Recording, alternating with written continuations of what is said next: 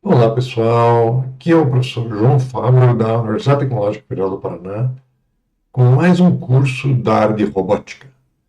O tema do nosso curso hoje é o ROS2, o Robot Operating System 2.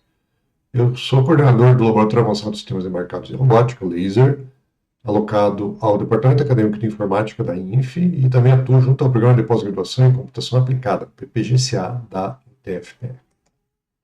Então, no nosso curso, na aula de hoje, a gente vai ver o que é o ROS2, para que ele serve, como funciona o seu ecossistema e as diferentes versões do ROS. Né? Por que temos o ROS1 e o ROS2?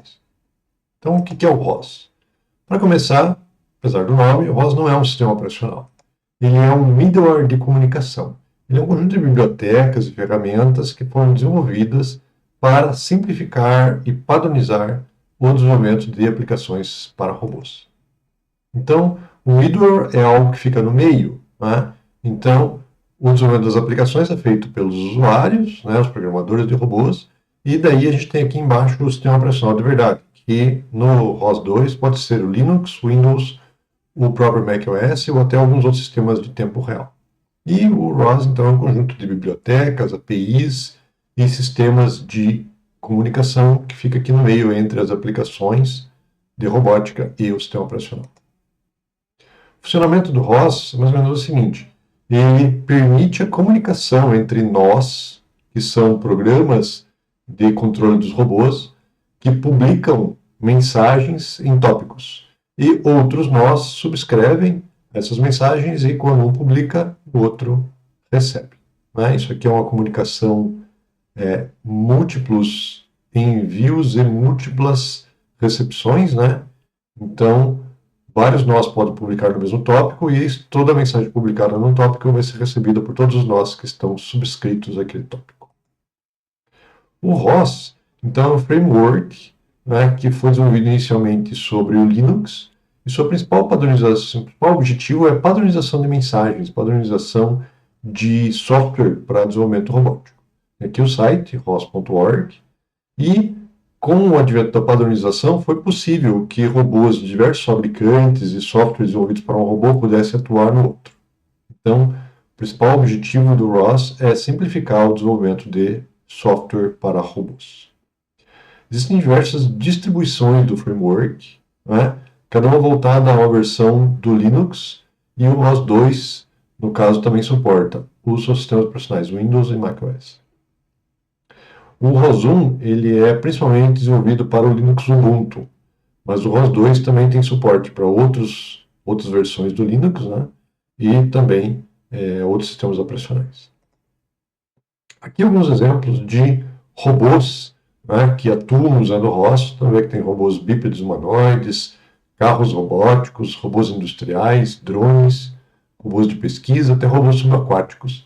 São exemplos aí de robôs móveis que utilizam o ROS para a sua programação. E a grande vantagem do ROS é que um programa feito para um robô pode muito bem, usando as mesmas mensagens, os mesmos padrões de programação, ser utilizado em outros robôs, desde que tenha sensores e atuadores similares. Então aqui uma diferença, né, uma comparação básica entre o ROS1 e o ROS2. O ROS1, que foi desenvolvido até o ano de 2020, ele tinha lá uma estrutura de comunicação em que necessitava que o usuário criasse, né, a cada execução definisse o ROS Master. Né? No ROS2 isso não é mais necessário. Uma vez que você instalou o ROS2 no seu computador, ele já está pronto para ser utilizado. O ROS1 só funcionava no Linux, e o ROS2 tem suporte a diversos sistemas operacionais. E o ROS1 trabalhava num ambiente de comunicação por rede centralizado, né, em que um computador era o master e os outros computadores se comunicavam com esse master para trocar as mensagens. E já no ROS2 a gente usa um sistema de mensagem chamado DDS, Data Distribution System, que permite abstrair e tornar mais transparente o sistema de comunicação entre os diversos nós ou programas do seu robô. Então a arquitetura do ROS2, como eu já falei, ela fica no meio entre os sistemas operacionais e a camada de aplicação, onde o usuário desenvolve seus programas para robôs. Então, falando um pouquinho de cada uma dessas camadas, então, a camada de aplicação, o usuário desenvolve o seu código de controle dos robôs utilizando APIs de programação. As APIs são chamadas de ROS2 Client Layer, ou camada de cliente do ROS2. E essas APIs, elas são feitas para uma determinada linguagem de programação. Então, já tem implementado atualmente no ROS a ROS Client Layer para o CPP, que é o C++, ROS Client Layer para o Python, e pode ser desenvolvidas várias outras. E a implementação básica dessa camada é feita na linguagem C, né? Implementação em C do RCL. Em seguida tem a camada de Data Distribution System, o DDS. Essa camada ela abstrai toda a capacidade de comunicação entre os nós desenvolvidos aí pelo usuário. E isso tem um middleware de comunicação, o ROS Middleware Interface, e esse middleware ele é padronizado, mas ele permite que sejam utilizadas várias implementações. Então aqui eu tenho 3 exemplos, né? O FastDDS, o Cyclone DDS e o ConnectDDS, que são desenvolvidos aí com objetivos diferentes por empresas ou software livre com aplicações diferentes. E na camada mais embaixo, aqui a gente tem o sistema operacional, né? Que atualmente os sistemas operacionais suportados são Linux, Windows e até o macOS. Então, o que é um DDS?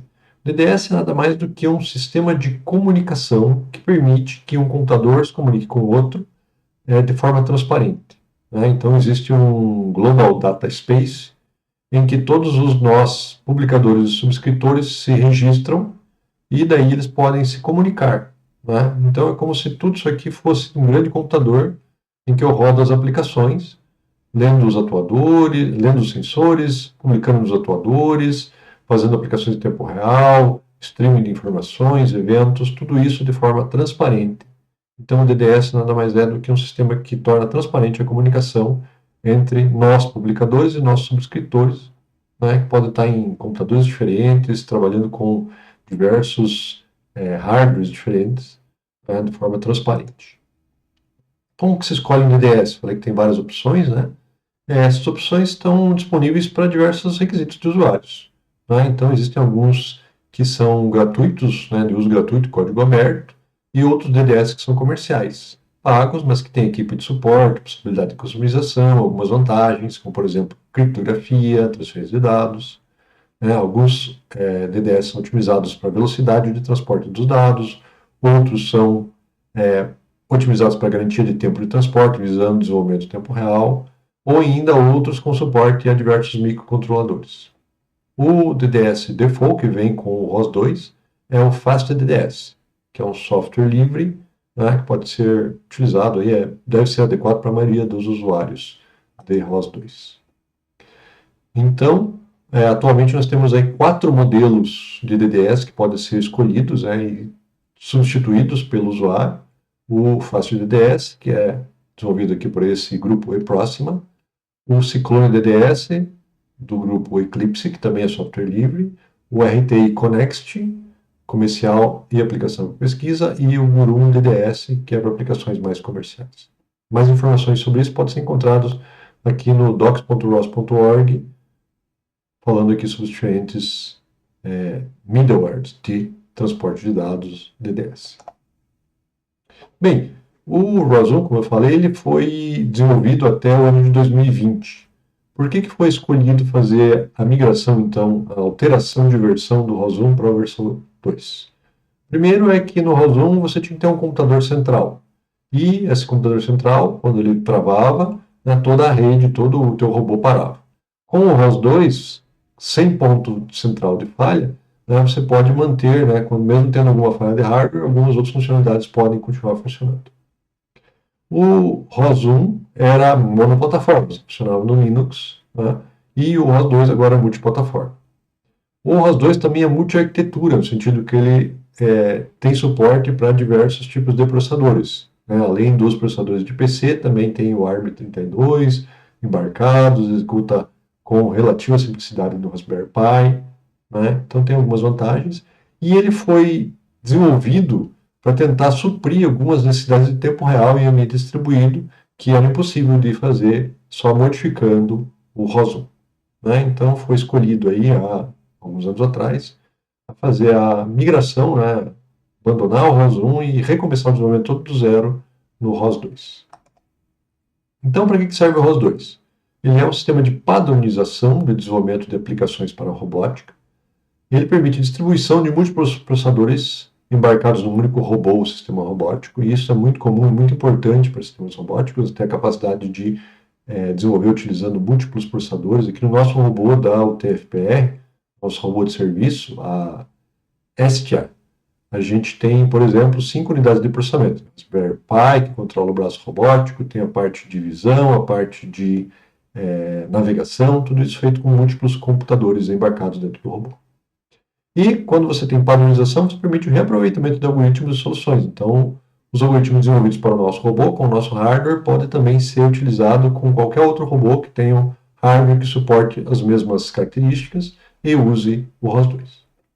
E ele é um sistema de desenvolvimento de software livre, né? Então tem suporte pela comunidade, muita facilidade de resposta a perguntas e desenvolvimento colaborativo.